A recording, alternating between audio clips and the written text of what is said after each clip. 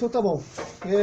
Essa semana o David Cornell ia falar sobre algo muito importante, cara. Eu acho que todos nós, de certa forma, temos uma deformação no nosso olhar a respeito disso, né? Ele vai falar sobre identidade de filho e a identidade de servo, quando a gente está fazendo as coisas para Deus.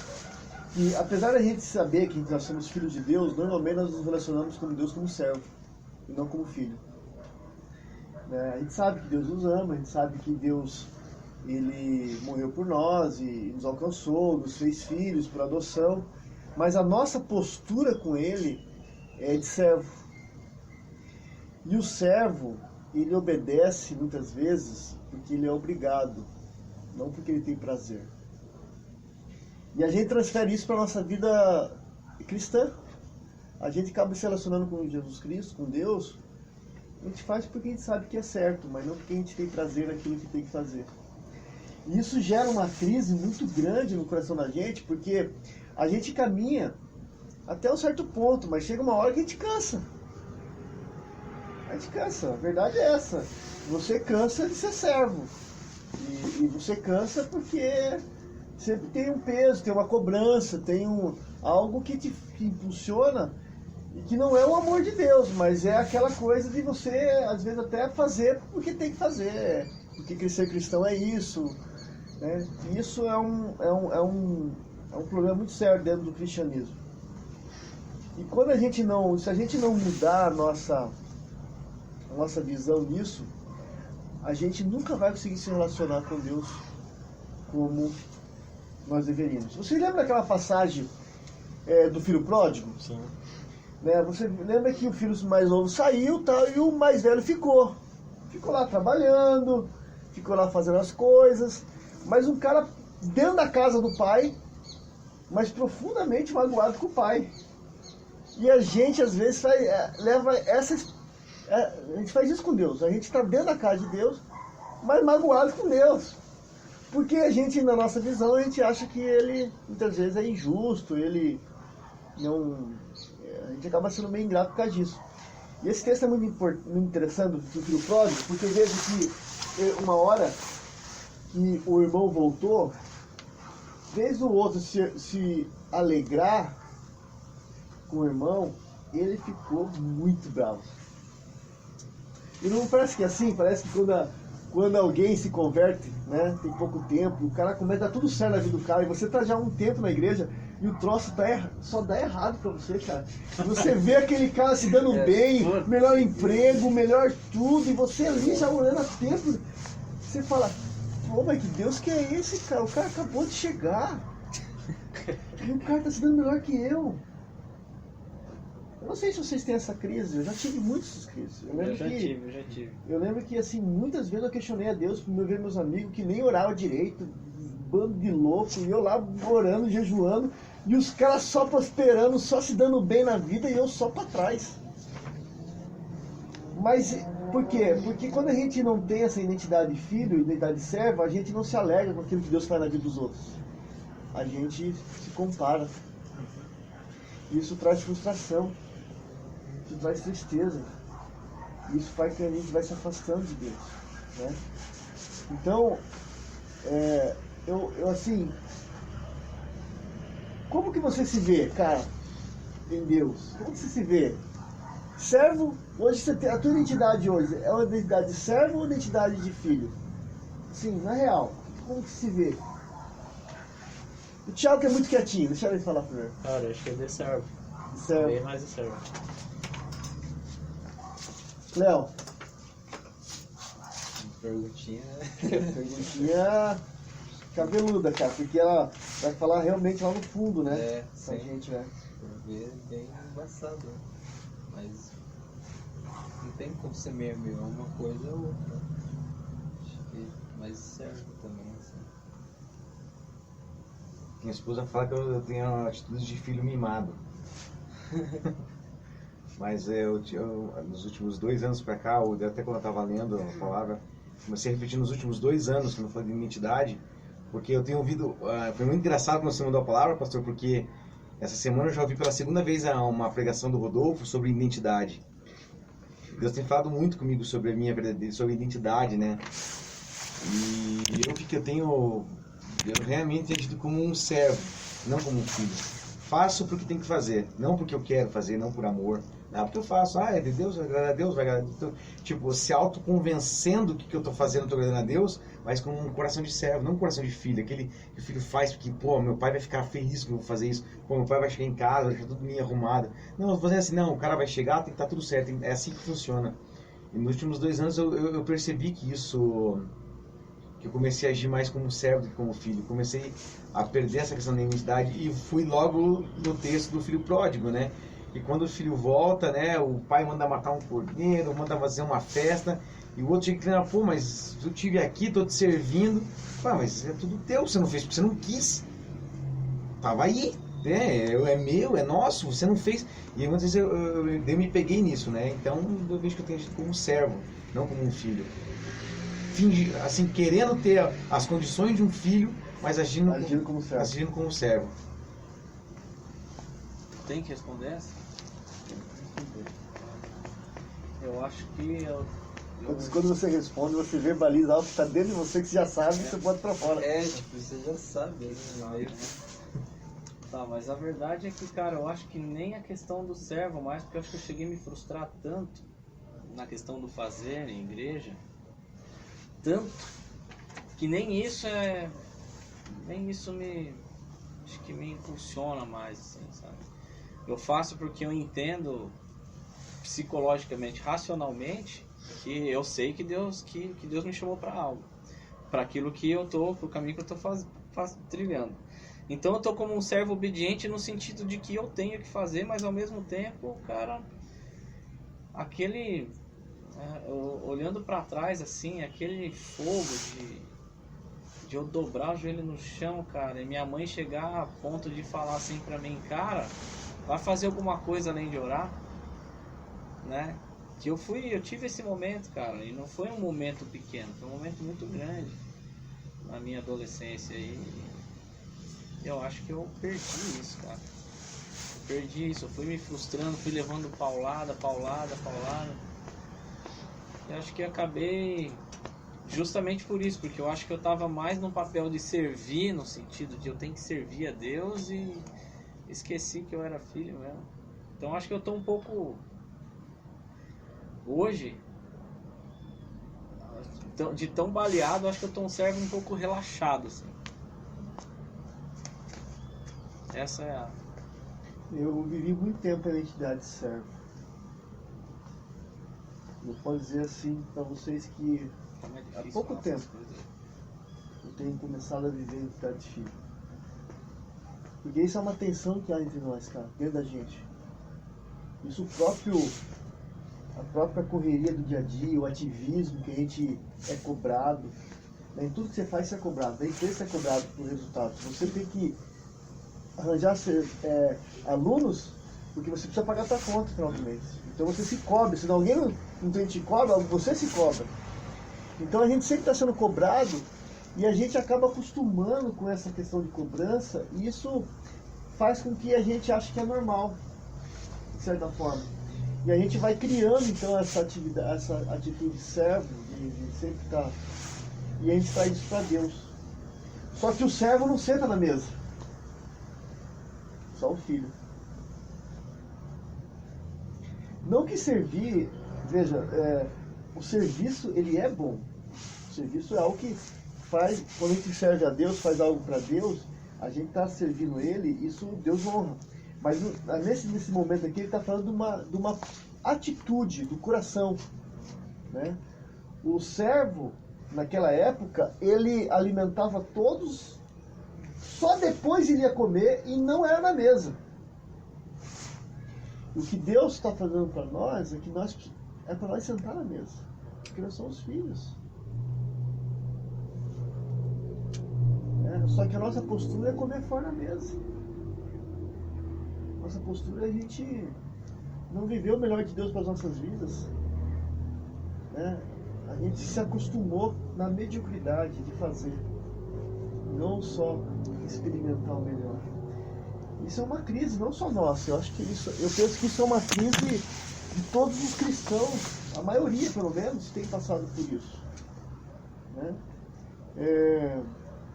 O servo, ele trabalha por aquilo que lhe é mandado. Isso pode ser uma virtude, claro que é uma virtude. Mas ele torna-se também uma deficiência quando a motivação é apenas exterior só. Ele se torna escravo daquilo, né? Exatamente. Né? Depois de toda a correria que a gente faz, fica o sentimento que nós somos servos inúteis. Não fizemos bem feito. Apenas cumprimos com o nosso dever. Né? Quem é servo, ele é abençoado se o seu serviço render bem. Se você cumprir o seu propósito. Mas o filho, por mais que ele não cumpra o propósito, ele continua sendo amado. Você percebe a diferença? Se a gente não mudar nossa identidade de filho, de servo para filho, a gente vamos achar que sempre Deus está com o pé atrás com a gente e tudo que a gente faz não é bom. E o filho, não sei, eu não tenho filho, né? Mas eu sei que um filho para um pai, ele pode dizer bem, por mais que o cara faça as coisas erradas, o pai continua amando ele. Não, né? O pai não vai... O amor do pai não muda. Pode mudar a atitude, a postura do pai, mas o amor não muda. Né? Então a gente precisa entender que nós não somos chamados para produzir. Nós somos chamados para estar na presença de Deus. Né? E isso é uma quebra de paradigma muito grande. Porque a igreja, as pessoas aí fora, às vezes até a família, elas esperam ver algo concreto, prático. Mas Deus nos chama para algo interno, dentro da gente. É claro que essa mudança interna ela vai reproduzir a externa. Mas Deus nos chama para algo mais pessoal, mais íntimo. Né? Aqui na página 44 ele diz: seu valor se encontra em seu trabalho.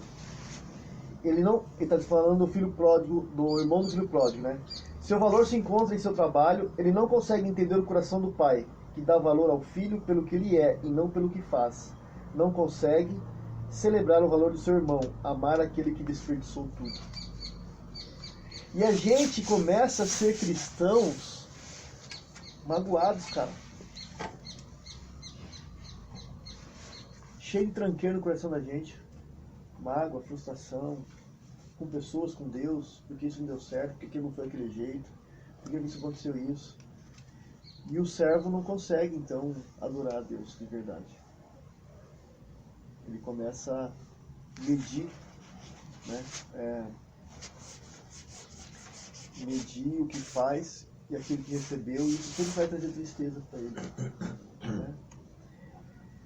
Ele fala uma frase muito interessante aqui na página 45, que o menor filhinho na casa do pai é o maior do que o maior servo de Deus no Antigo Testamento. O menor filhinho na casa do pai é maior do que qualquer servo de Deus no Antigo Testamento. Né? E Jesus não olha nós como servos, tanto é que ele fala na sua palavra que ele nos vê como amigos. A gente se coloca na postura de servo. E ele quer que a gente entendamos que nós somos chamados a uma gloriosa liberdade de filhos. O maior presente que Jesus deu para nós na cruz foi que a gente é filho, não servo. Não precisamos se matar mais para mostrar e para provar nada para ninguém. Nós precisamos só viver essa filiação, né? Essa questão de filhos. E ele dá aqui, ó, ele faz um quadro comparativo aqui, e eu vou ler para vocês esse quadro, daí vocês vão comparando assim, né? Áreas de diferença entre identidade de servo e identidade de filhos. Então, o valor, né? O seu valor. Para o servo, baseia-se no serviço, no ministério, no fazer. Tem valor enquanto serve. Seu valor depende do que faz, o servo. O filho, baseia-se na segurança de ser filho, valorizado pelo que é e não pelo que faz. Base para sentir-se bem. Para o servo, ser útil, agradar as pessoas. Para o filho, ser amado e sentir prazer do pai em si. Conhecimento, o servo.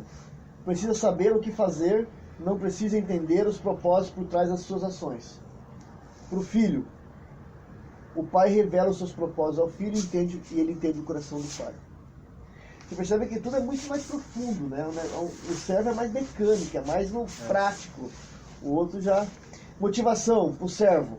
Obrigação, cumpre o que deveria fazer. Às vezes, a compulsão de produzir ou de agradar as pessoas. Tem, né? Filho, alegria, participar com o pai em seu trabalho e seus propósitos. Né? Propósito da existência do servo. Trabalhar, ser produtivo, obter resultados. Propósito da existência do filho. Ser companheiro do seu pai e crescer para ser como ele. Tipo de relacionamento. Servo, contratual. Cumpre serviço em troca de benefícios. Identidade de filho. Aliança. Relação de família. Intimidade. Carinho, afeto, amor, alegria. Celebração. Aproximação emocional. Servo, emocionalmente distante do seu chefe. Filho, compartilha o espírito, a herança, o sofrimento do pai. Né? Consequência da desobediência, de não agradar. Servo, punido, rejeitado, afastado, mandado embora. Filho, disciplinado para ser restaurado. Relação do seu superior de trabalho, né? Relação de trabalho com o seu superior. Servo, fazer o que o seu chefe lhe manda, fazer muitas vezes fazendo aquilo que não gosta, subordinado, sem voz, sem poder de decisão. Filho, fazer o que o pai está fazendo, parceria, direito de expressar sentimentos e perspectivas. Fonte de energia, servo, esforço próprio na esperança de reconhecimento. Filho, graça, amor, aceitação como fonte para todo esforço.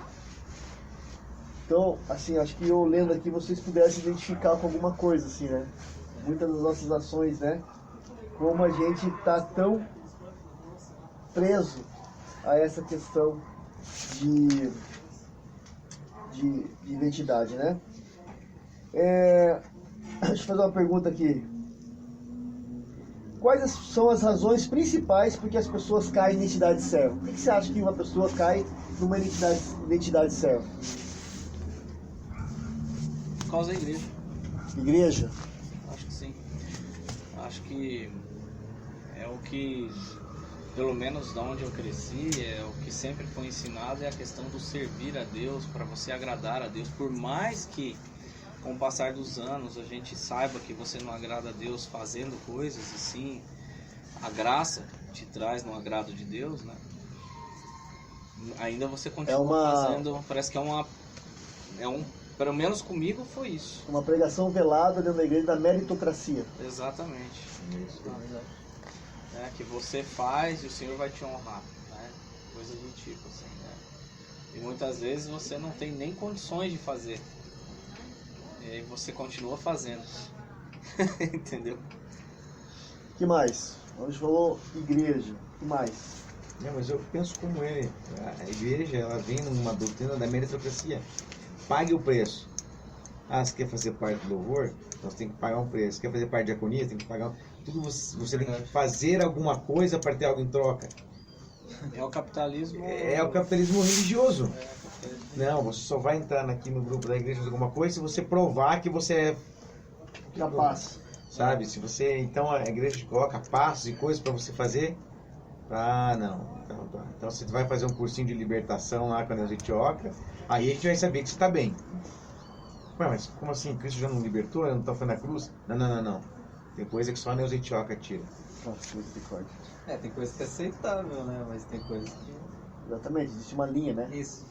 Existe uma linha tênue ali, onde tem coisas que são aceitáveis, tem coisas que não dá para aceitar. Mas eu acho que tem mais coisa além da igreja. O nosso ego mesmo, né? A questão de você fazer, ser visto e de alguma maneira as pessoas falaram, olha, aquele cara lá, eu sei porque quando eu era menino era só isso que eu pensava, eu imaginava eu cantando, eu imaginava pequeno na época, né? Mas tudo bem, eu imaginava eu cantando lá na frente e os irmãos falavam, nossa, que benção, então, coisas pequenas assim, só que crescem no coração da gente, então você continua fazendo, e você vê que mesmo se acontecer esse tipo de coisa, você continua vazio, né? Porque Igreja, orgulho, né? O que mais? Tem mais, gente? Estamos num contexto aí que muito mais coisas. Até a sociedade cobra, né? A sociedade. O sistema que nós estamos, a cultura a qual nós estamos inseridos. Sim, a gente vê até pela própria palavra, né? Que a criação, né, guarda ansiosamente pela manifestação dos filhos de Deus, então, mas até isso a gente se sente cobrado, né? Não, tem que fazer porque tem que dar o exemplo. Essa é a condição que a gente volta, a gente volta a ser o servo. Eu tenho que fazer para dar exemplo. Eu não vou fazer porque eu quero fazer por amor. Eu não tenho que fazer porque eu sei exemplo. Meu pai era pastor, minha mãe era pastor quando eu era criança e eu não falo, né? Filho de pastor é a pior coisa que tem, né, cara? Que o cara não tá nem aí, o cara faz o que quer na igreja, cara, a gente já foi expulso de acampamento e faz coisa, fala, não, meu pai é o pastor, você pode encostar a mão em mim, tipo assim, sabe? Achava que dava uma carteirada na igreja, né, cara? Dava uma carteirada na igreja, meu pai é o pastor, vai falar o quê? E a galera ficava louca com isso, né, cara? E você vai vendo aí que é tudo uma questão da sociedade, né, te impõe isso, né? Você tem que dar o exemplo, já filho do pastor, mas eu sou diferente de qualquer outra criança. Eu cresci com isso, eu sou diferente de qualquer outra criança, porque meu pai é o pastor da igreja, né? Que tem os superpoderes, tem alguma coisa além, né? Mas a sociedade, a nossa cultura nos coloca nessa posição de Igreja, orgulho, sociedade. A sociedade que podia entrar nessa questão da própria o ativismo também, a gente poderia colocar, né? O próprio ativismo nosso, né? Fazer, é uma coisa que vai gerando. Eu poderia dizer também que a questão ela foi do orgulho, mas também existe aquela situação de você fazer para agradar, para ser inserido no meio onde você está. A questão da Não é uma questão de orgulho, máscara, mas é uma questão de você se tratar inserido numa sociedade e você quer agradar os outros. E você, assim você quer agradar a Deus também.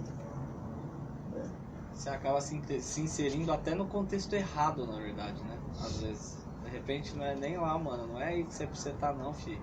O que você tá fazendo aí, cara? Quero que você faça ali, ó. O que você tá fazendo aí? A gente, às vezes, sim, nós nos inserimos em lugares que não era pra nós estarmos, na verdade. Às vezes. Então... E o que vocês acham que precisa ser feito para que você realmente experimente a melhor identidade de filho? Pergunta aí, pastor. Agora de manhã já.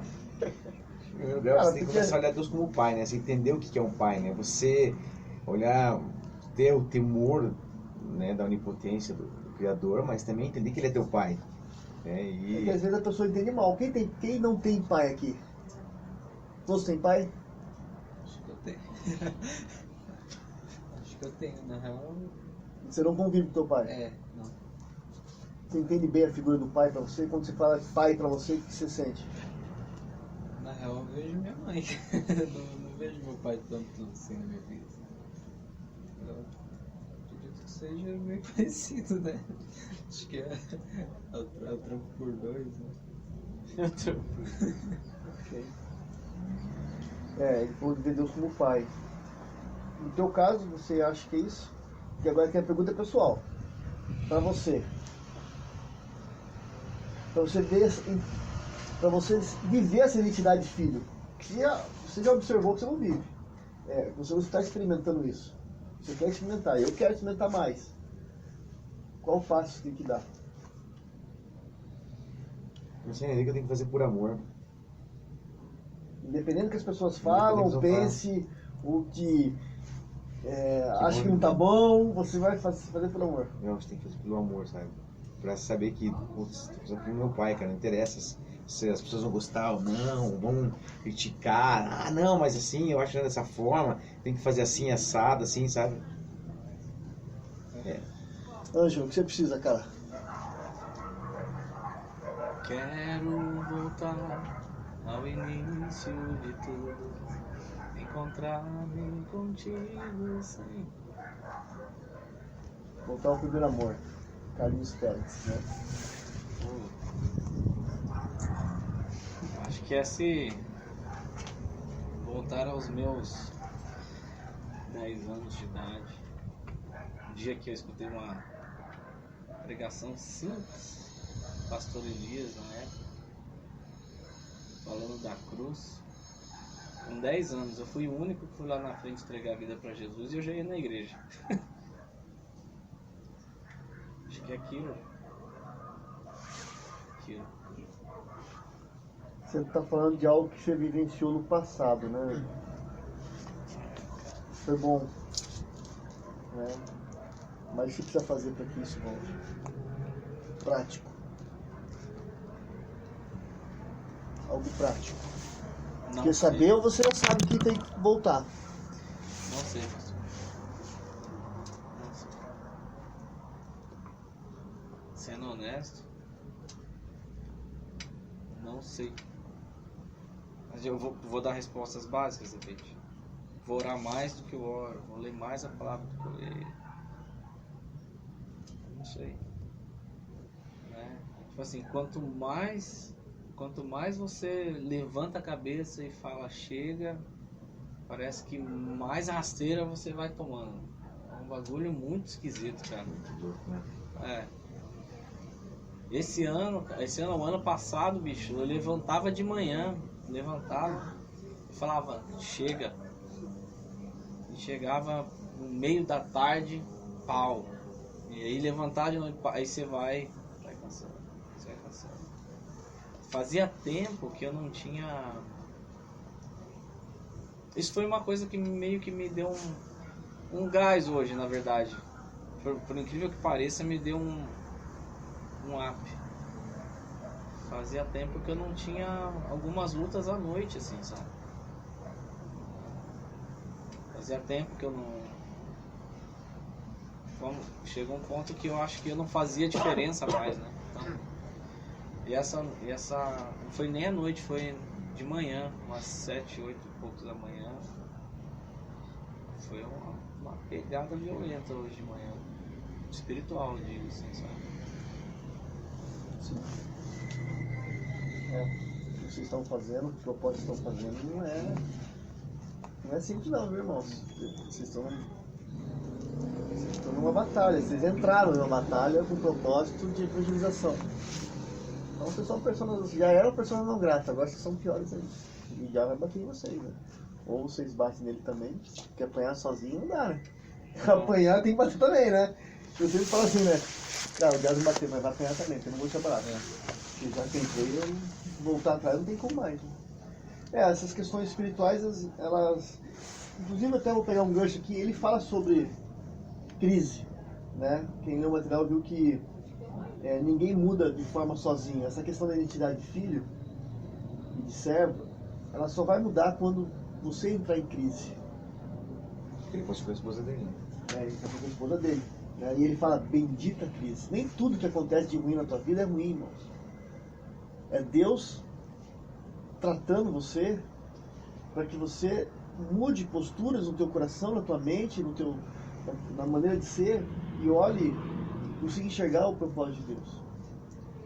Estou com uma situação na igreja lá bem complicada. Tem um cara lá, o cara me amava, agora o cara me odeia. E eu não fiz nada pro cara. Esse cara chegou até a me agredir. Me agrediu. E assim eu fiquei mordido. Cara, meu Deus do céu. Eu quero ser que nem Pedro. Eu falei, Deus, manda um fogo quente desse cara. Mata esse desgramado. E Deus foi bem forte no meu coração assim, Marcelo. Eu que endureço o coração do rei. O coração do rei está na minha mão. Se eu endureci o coração dele, é porque eu quero te ensinar alguma coisa também. É duro, irmãos, engolir certas coisas. É duro ser tratado de certas coisas. Mas a crise, ela nos move para algo melhor. Ou para pior, se você não olhar para Deus. A crise, ela tem esse poder de nos tirar do conformismo, da inércia. Ela vai nos tirar para lá ou para cá. Vai depender da postura que você tomar. Entendeu? E ele fala aqui que essa crise, elas vêm nos desequilibrar. A nossa velha natureza, nossos velhos pensamentos, velhos paradigmas. Então isso que ele está passando nesse momento, cada um de nós estamos passando, o Senhor traz para mudar a gente, cara. E se a gente duvidar, Quem vai sofrer é a gente. Aí ia ficar se lembrando do deserto ali, ó. O deserto é uma passagem, principalmente quando você morre. Tem alguém te ligando aí. O deserto é crise. O deserto é crise, né? Ok, Thiago, o que você precisa fazer, irmão, pra sair dessa identidade de servo? O que você acha na tua cabeça? O que veio? Difícil, hein? Cara, que analisando assim, acho que é sempre viver como servo mesmo. Até é meio difícil ouvir isso, né? Falando, dando os exemplos e tal, tudo explicava pra mim, assim. Sei lá, cara. Realmente eu não sei. Léo? Eu tenho que, acho que talvez parar de ter ouvido. Deixar um pouco o ouvido com muita coisa. Quer dizer, um tempo atrás eu já meio que já comecei assim, daí eu vi que deu uma melhor. Assim. Eu acho que talvez seja isso. Filtrar mais também o que você ouve. Filtrar mais. Às vezes até de nós mesmos. Né? Exatamente, a gente quer Sim. falar. Até os nossos próprios pensamentos. Cara, porque Isso é uma coisa que a Isabelle mesmo falou pra mim, nossa, cara, às vezes eu sou meio reclamão, assim, tá ligado? Das coisas, assim. Isso é um problema, cara. É um problema. Porque daí eu jogo pra dentro, assim, às vezes eu fico sozinho, nossa, mas putz, você vai pra caramba. chegou um ponto que hoje eu não posso nem reclamar mais da Francine, cara. Não posso. Porque eu tô igual ela. Igual. Ou seja, chegou um ponto que eu não posso mais falar pra ela. Olho pra ela e falo assim, olha, agora eu não posso nem reclamar disso de você mais porque eu tô igual. Reclamão, eu tô falando. Eu tô reclamão, cara. Essa, Já tá virando piada já. Tá passando a parte ruim. essa questão da mudança de identidade, a mudança na mente, né? Eu tô fazendo um sermão, eu vi ontem, vou falar sobre. Vou falar isso na igreja, não agora, mas estou preparando ainda, vou falar sobre a questão da mente. E eu tive uma experiência, assim, ela foi uma experiência, assim, bem aterrorizante, assim, mas, assim, me mostrou o quanto é importante a nossa mente, cara. E a identidade de filho, ela começa na mente da gente, a mudança de mente. Eu fui numa casa, orar por uma mulher, eu vi que a mulher estava meio estranha. Eu falei um negócio lá, a mulher estava endemoniada. Aconteceu no chão, eu comecei a expulsar aquele demônio, e o demônio saía, o demônio não saía, e eu não sabia não o que fazer. E eu lá com a situação, e a mulher, não podia deixar a mulher assim, né? E eu resolvi perguntar o nome do demônio, eu falei, demônio, qual é o teu nome? Eu não vou falar, o cabelo, o demônio não tira o carro, não vou falar. Quando eu expulsar a legião, expulsar um monte de coisa. Enfim, expulsei umas 3 vezes, ele ia e voltava, ia e voltava. Na última vez que eu expulsei, ele estava meio que indo embora já, tinha dado graças a Deus que estava indo embora. Eu resolvi botar a mão na cabeça dela, abracei ela e falei, ó, deixa eu olhar mais ou menos pra senhora, eu coloquei a mão e falei Romanos 12. Vem no meu coração, declara Romanos 12, né? Rogo-vos, pois irmãos, pela misericórdia de Deus, que apresentei os vossos corpos como sacrifício vivo, santo, agradável a Deus, que é o vosso culto racional. E não vos conformeis com esse século, mas transformai-vos pela renovação da vossa mente. Quando eu falei isso, ela se entortou assim, olhou pra mim assim, e o demônio falou assim, agora você me achou. A mente dela é minha. E eu pedi assim, a misericórdia de Deus, que Deus expulsasse da mente dela, tirasse, e aquele demônio saísse da mente dela. Porque há anos, há mais de 20 anos, ele escravizava ela na mente, cara. O demônio que controlava ela era a mente. O demônio, existem, eu estava fazendo isso da palavra, existem espíritos que dominam a mente das pessoas. E quando eu fiz isso, expulsei, ele deu uma rateada, mas saiu. E não voltou mais. Liguei, estou acompanhando. Era o que escravizava essa mulher durante tantos anos. E não estou dizendo que a gente tem demônio na mente, né? Mas estou dizendo assim, como a nossa mente é importante. A saúde da mente. A saúde da mente é importante. E como se a nossa mente estiver fraca, as coisas ao redor da nossa vida não vai funcionar. Por isso que o apóstolo Paulo sempre falou muitas vezes, rogo-vos por irmãos, né?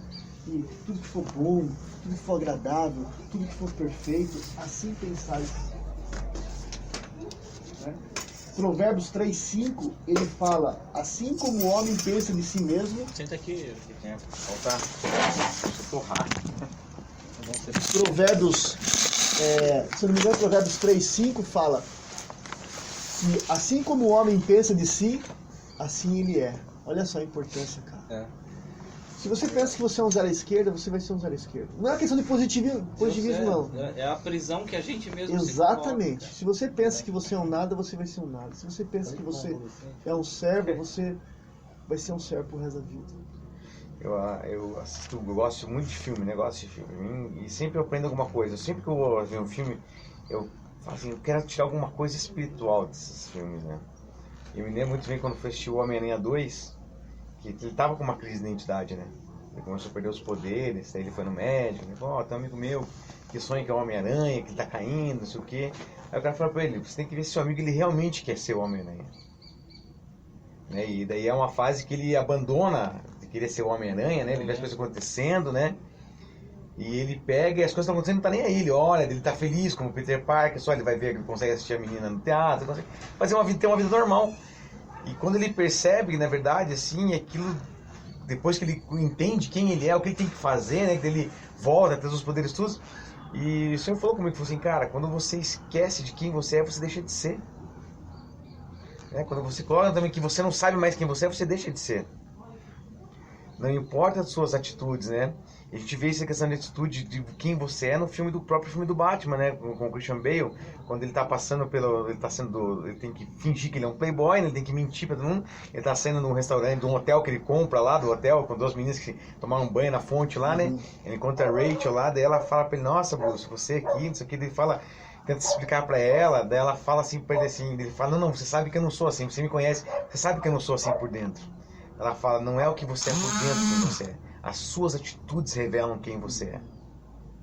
E eu sempre fico com isso na cabeça, cara, né? Porque todo mundo tem esse costume, até na igreja, Deus conhece o meu coração. Deus sabe como eu sou por dentro. E essa foi uma coisa, não é quem você é por dentro. As suas atitudes revelam quem nós somos. E quando eu falei essa crise de identidade foi bem isso. Eu comecei a esquecer. Desde que eu trabalho, eu tenho a convicção que Deus me chamou para as coisas, para fazer, sabe? Para dar no campo evangelístico. Eu sempre tive essa convicção, nunca tive medo de enfrentar as coisas, chegar no trabalho, os caras falavam assim, cara, você é cabeludo, tatuado. Cara, eu não tô nem aí, cara. Se eu tiver que isso daqui, Deus que vai me colocar, Deus vai me tirar. E 2 anos atrás eu comecei a perder isso. Comecei a falar, não, cara, eu tenho que começar a entrar no esquema aqui, eu tô ficando mais velho. Daí, ano passado, tive uma crise, eu fui lá e cortei o cabelo, achei que era a solução ia ser cortar meu cabelo. O cabelo na cintura, vai cortar o cabelo.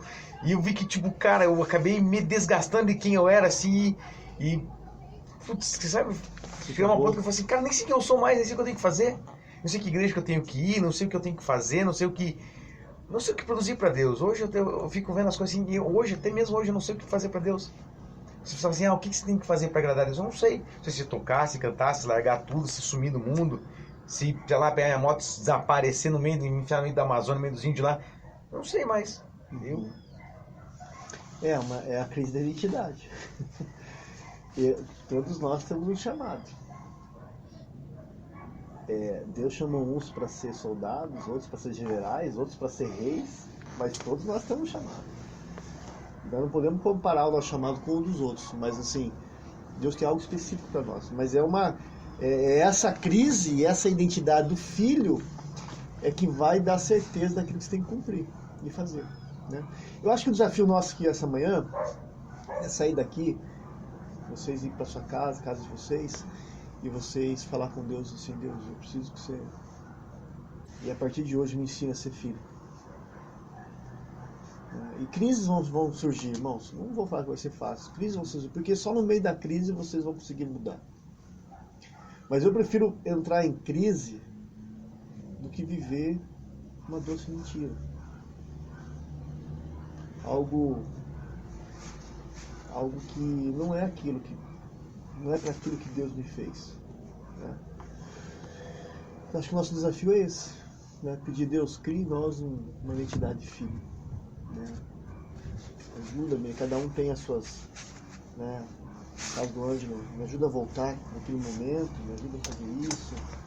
É só Deus, irmãos, que pode mudar isso aí, né? Aqui o David Corner, Ele só pontua e nos deixa lá, ele nos dá um tiro de inquietação. Pá! Ele não dá resposta. Agora quem vai ter que sangrar é nós. Pô, cadê a resposta? Você vai na final, sabe que tem a resposta no final do livro. Agora nós estamos sangrando, né? E agora a gente tem que tapar essa hemorragia aí, esse sangramento que vira hemorragia. Né? E eu acho que é isso que Deus quer fazer na vida da gente. Eu acredito que Ele nos aproximou porque Ele tem algo para a vida de vocês. Muito mais do que vocês estão vivendo. Certeza que tem algo. Isso não quer dizer que vocês vão ter a mesma coisa. Vocês têm unidade, mas não precisa ser conformidade. A unidade não precisa ter... cada um tem o seu jeitão e Deus vai tratar com cada um do jeitão, quem sabe. Mas a gente precisa sair dessa inércia, né? Talvez esse seja o motivo porque muitos de vocês até não estão indo à igreja. Porque essa identidade de servo não traz prazer mesmo. Em nada. Né? E quando a gente está como filho, qualquer lugar para nós é bom. Porque o pai está lá. Qualquer lugar. Não é lugar que vai atrapalhar. É nós que muitas vezes não estamos bem, né? Então acho que é isso, irmãos. A gente vai orar sobre isso agora. Eu gostaria que cada um de nós fizesse uma oração. Mas assim, básica, rápida, tá? Não precisa falar, ó Deus eterno de Israel que está sentado no trono celeste, lá nas alturas, brilhando, brilhando, brilhando. Cara, Deus, me ajuda aí. Eu nem consigo orar assim. Ó Pai. O cara sempre traça de voz, né? Senhor. O cara aqui fala fino. Daí chega lá, Senhor amado. É isso aí. Esse tipo de... Isso revela mais, na verdade, uma hipocrisia, né? De muitas pessoas. Né? Mas não é, a gente quer fugir disso. Né? É um vício. Né? Toda vez que o cara vai orar, ele na igreja, ouvindo as pessoas, Deus, e o cara... Vamos orar? Eu acho que pode começar. Então eu encerro. Pai, obrigado por este tempo precioso, obrigado pelas verdades que o Senhor tem trazido a nós e nos revelado. Amém. E podemos olharmos no espelho e saber o que precisamos mudar. Que possamos sair daqui hoje com esse no coração de recuperarmos a nossa identidade. Amém. Que possamos entender esse amor que, assim quando o Gabriel e o Cris nasceram, eu estava lá no momento da maternidade, aquele amor quando eu peguei ele no colo, Pai, que eu possa entender esse amor de teu para comigo também, ó, Amém, Pai. Deus. Eu preciso compreender isso, que eu quero agir como filho, ó Pai. Não como servo, não como obrigação. Que isso eu possa estar ministrando a minha vida de cada um aqui nesse sentido, ó Pai. Nos mostrando quem nós somos, que assim, a minha identidade, assim, ao olhar, possa ser um cidadão do céu mesmo, realmente, Amém, como Deus. filho. Eu te agradeço, Pai. Amém. Amém. Pai, eu peço a Ti, Senhor, para que o Senhor mostre, Senhor, aponte uma luz apenas para o Senhor. Amém, Deus. Eu peço a Ti para que o Senhor realmente me guie nesse caminho, porque chegou um ponto da caminhada que, por mais que entenda os propósitos e esteja caminhando na direção certa, de repente no meio desse caminho eu peguei algum arbusto e eu estou me perdendo, Senhor.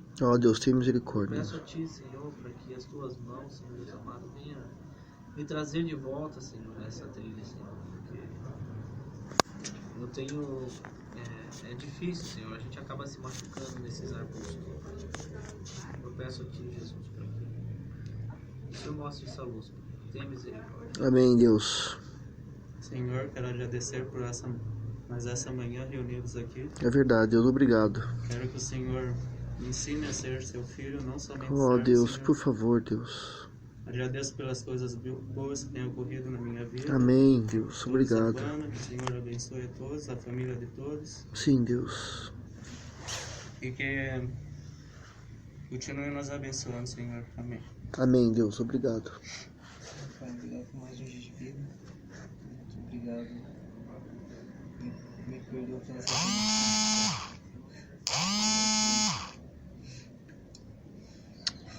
e me ajude, Pai, a caminhar pelo caminho certo. Que